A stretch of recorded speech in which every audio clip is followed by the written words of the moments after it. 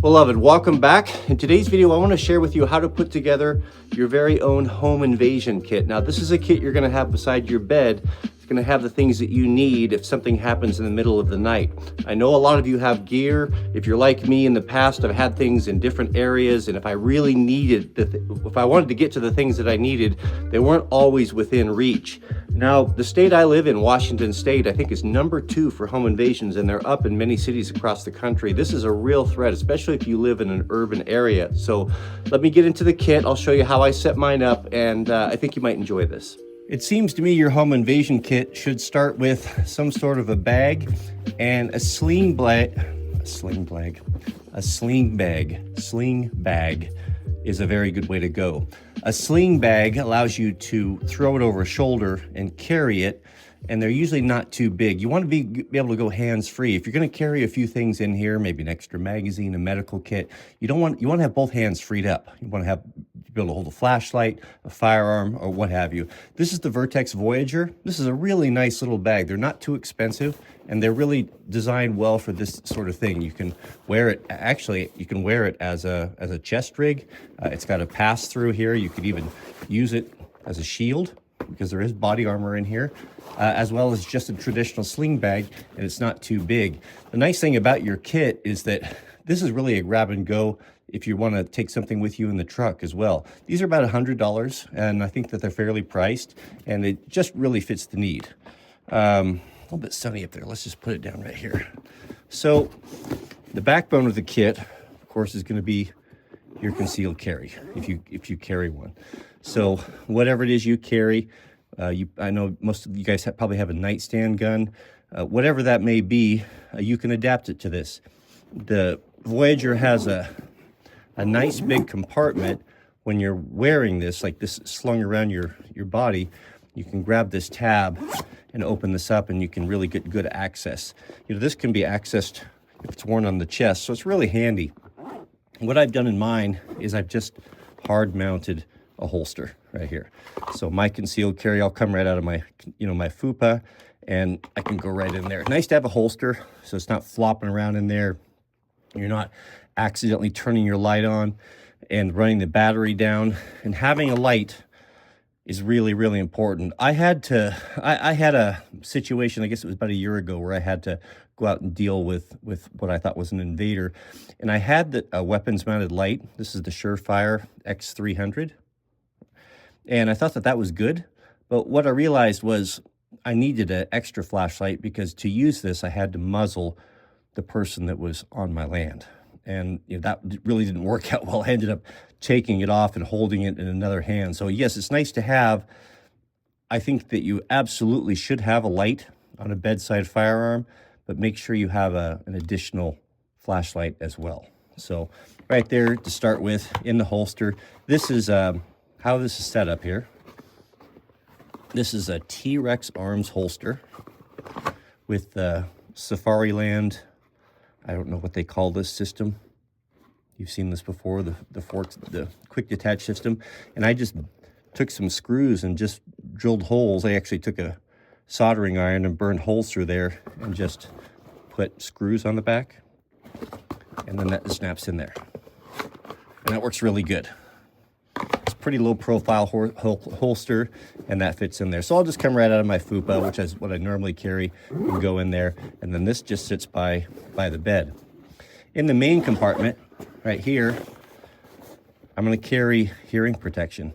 I would highly recommend this. I had to shoot a coyote the other day, and having hearing protection right by the firearm was really, really nice. And if you get something like, these are the Peltor Defenders. These are not the Comtacts. They don't have communications abilities, but most guys don't need that anyway. But this will give you enhanced hearing and really give you an advantage. If you've ever shot a firearm inside of a home, it's incredibly loud, and you don't want to lose your hearing. And the funny thing, well, never mind.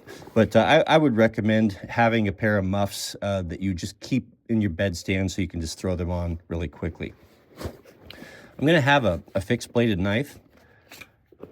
I'm not going to fool with a folding knife. Just something big, that's something that's, kind of tactical. It's made for fighting, that you can get a good grip on.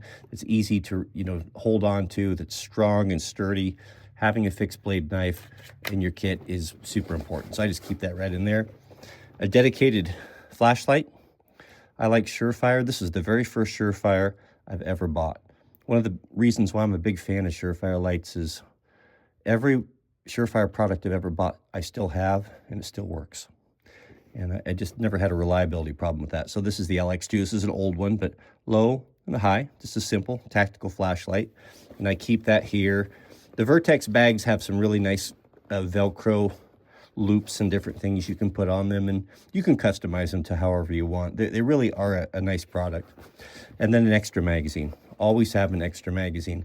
Not because a guy's gonna shoot so many rounds, but what I have seen is I've seen guys under stress will lose their magazine. These, especially guys that put the extended magazines on. I don't know that I like these extended magazine releases on the Glocks. I used to do that.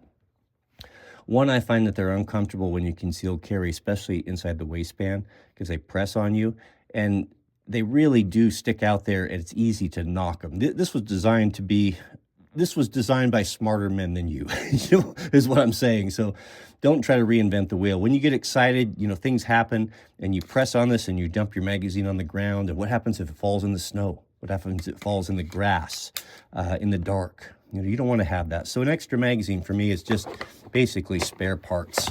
So always, always, always have an extra magazine. I would recommend defensive rounds, whatever your choice may be, but just have an extra magazine. One, most likely enough. Spare parts. I heard someone refer to it that way one time, and I think that's a really good idea. Also, the Vertex, most of the Vertex products have the ability to put body armor in them. Now, this is actually made to carry like a tablet, but Premier actually makes a bespoke body panel for most of these products. So right here you have a nice little level 3A that fits in there, and this could be really life-saving. Again, you could wear this on your chest, and that's a pretty good bit of coverage right there for really, really no downside. This bag will cost you about $100. The body armor panel, if memory serves, is about $200. So you're looking at about $300 for this setup to get just like mine. And then here on the front compartment, I'm gonna have a first aid kit. This is a North American Rescue.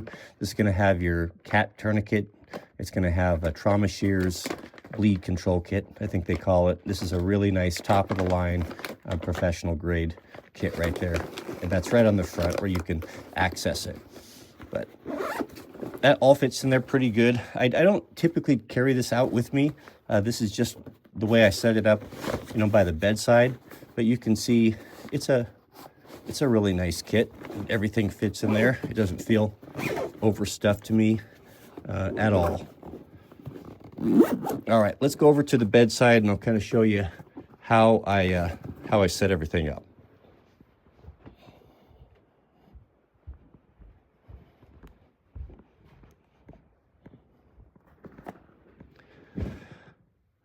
Bedside, I'm gonna have, if you use radios, now I stay in touch with the war band. If they hear shots or commotions or things going on, they're gonna have the radios on. So I usually have my radio within reach. Make sure you have your phone, have a bedside charger, make sure it's charged, because that's really gonna be your lifeline to friends and whatever you need to call for safety. But I'm gonna keep this thing right here on the ground, right there, under the bed, however you wanna do it.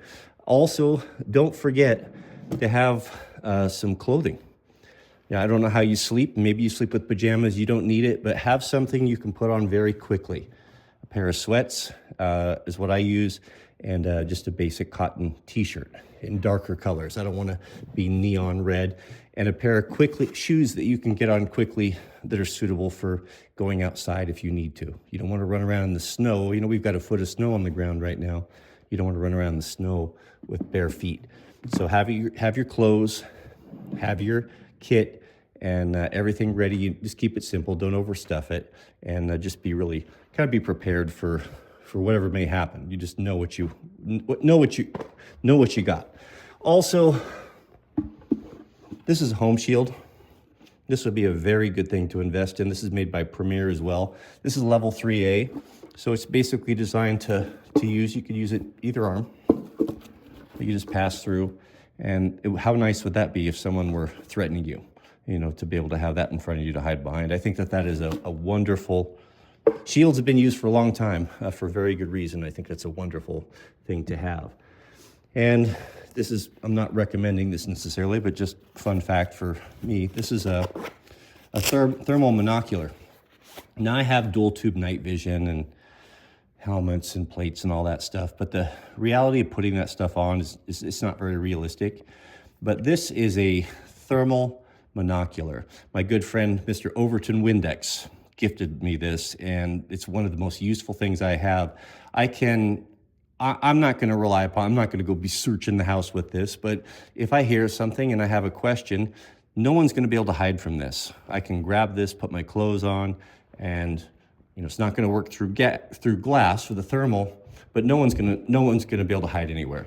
I can do a quick scan of my property, front, back, whatever, and see exactly who's in the bushes, who's hiding behind a vehicle, who's even been walking on the ground. So this is a wonderful, wonderful technology, and coming up against one would be pretty spooky if you didn't have it, to be honest. It's like, I